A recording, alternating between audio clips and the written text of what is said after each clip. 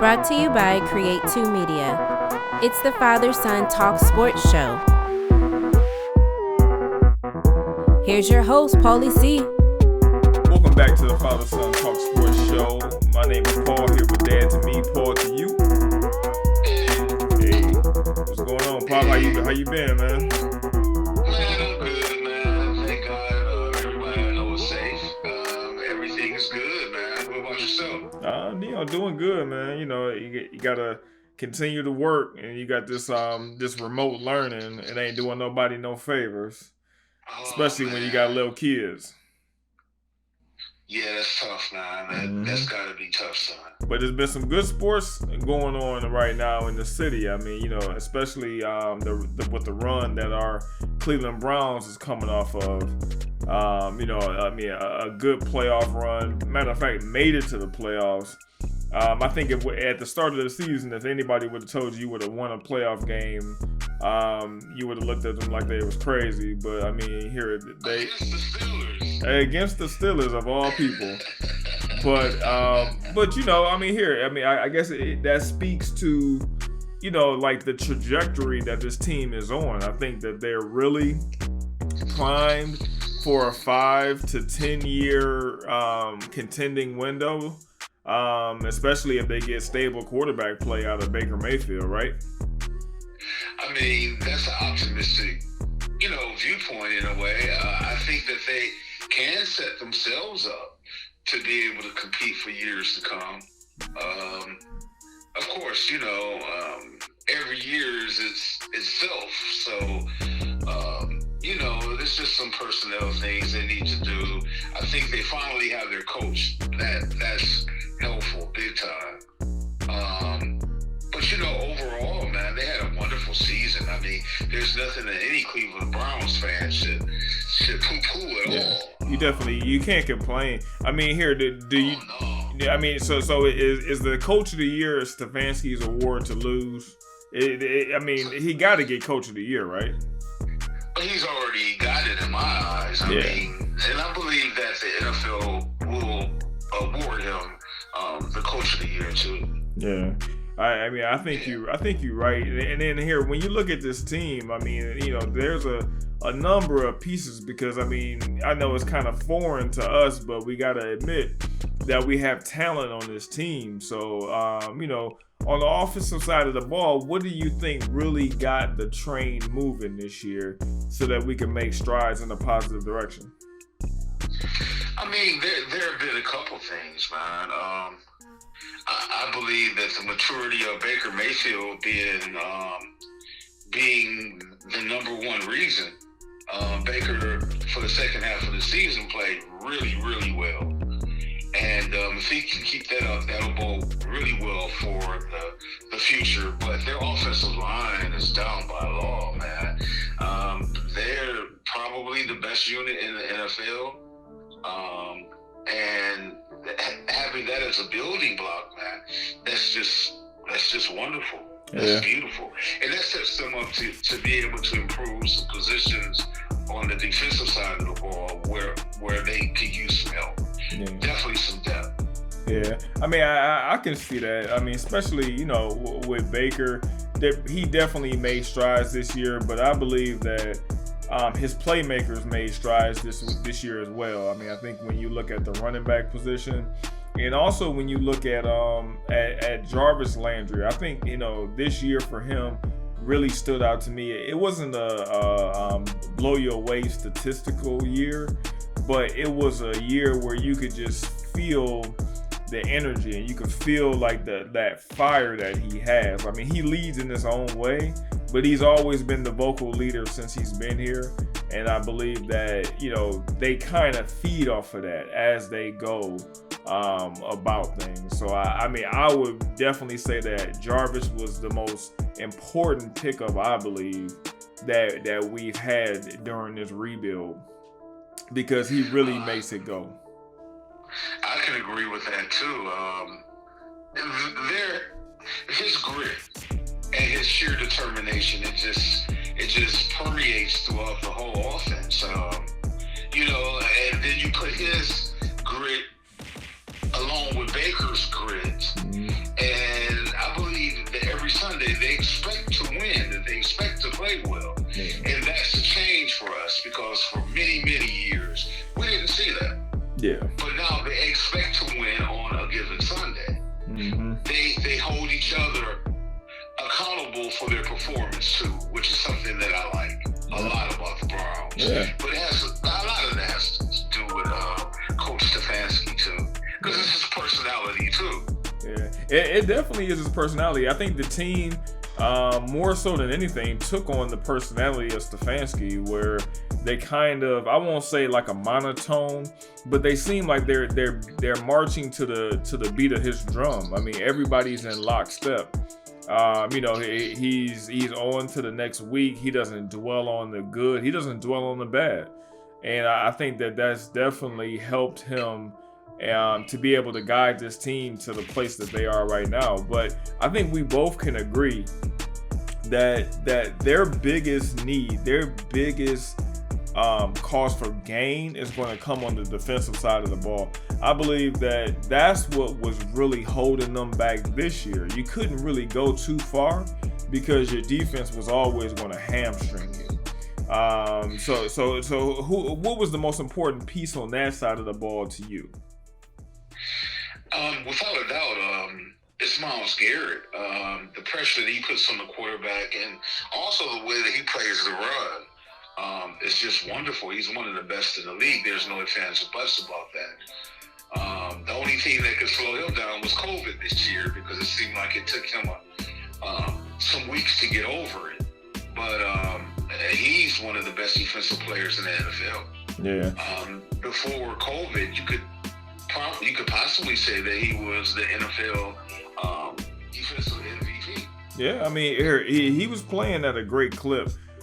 Something that, I'm pretty confident that he'll get back to with this upcoming season. But I do believe that during those periods where he had to be held down, I think that we definitely got to shout out Olivier Vernon, because he made plays this year. I mean, in years past he kind of was an afterthought, but this year he was definitely at the forefront of a lot of major plays that got done.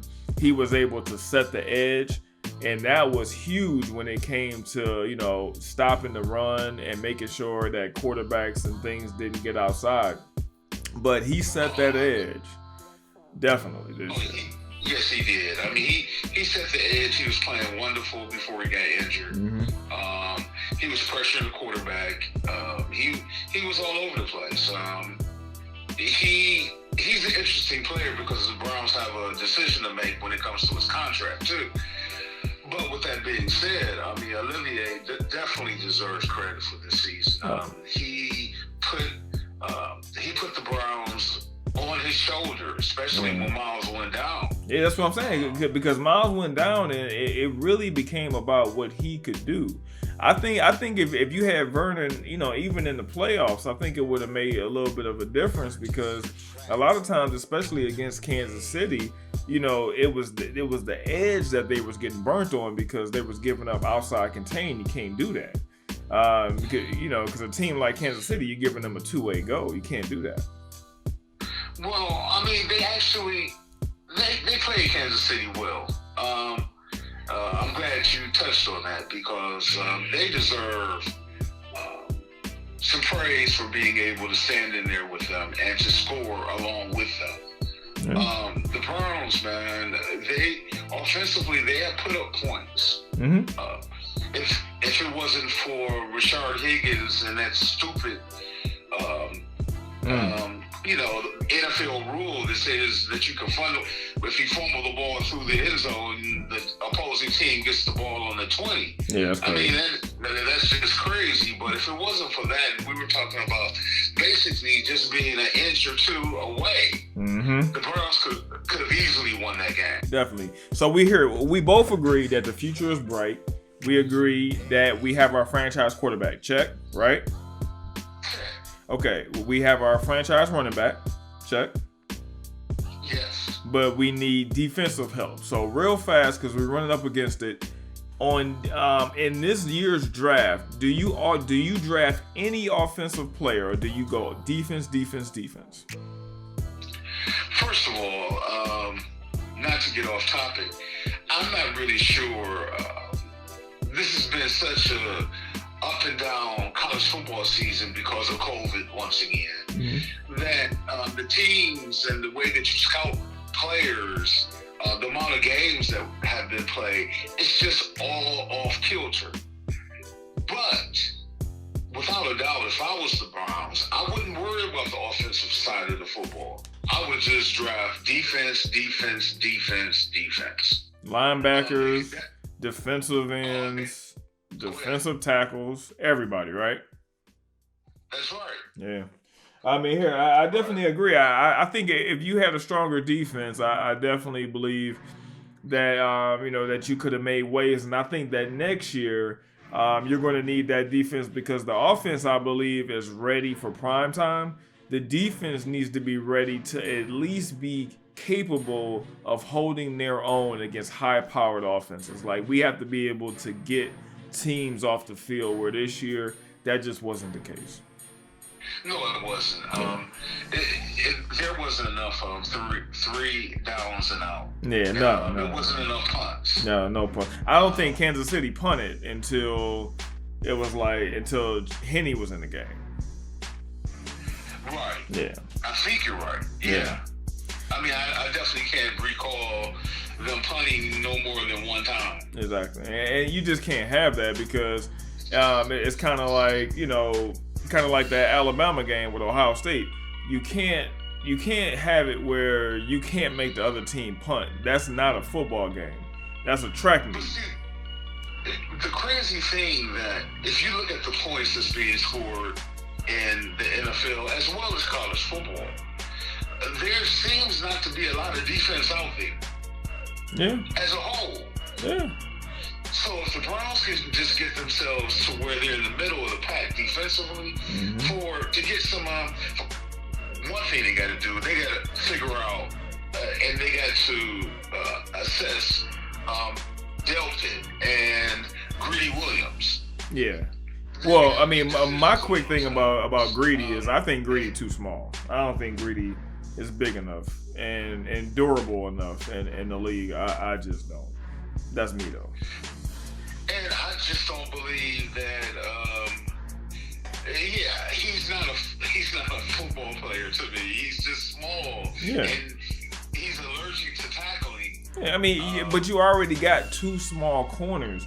We need to get some big people in here to play some AFC North football so that you can actually tackle and be physical at the point of attack, especially in the run game when it's very important. Right now, in the run game, if you're running at, and if you get to our second level, it ain't nothing there. No.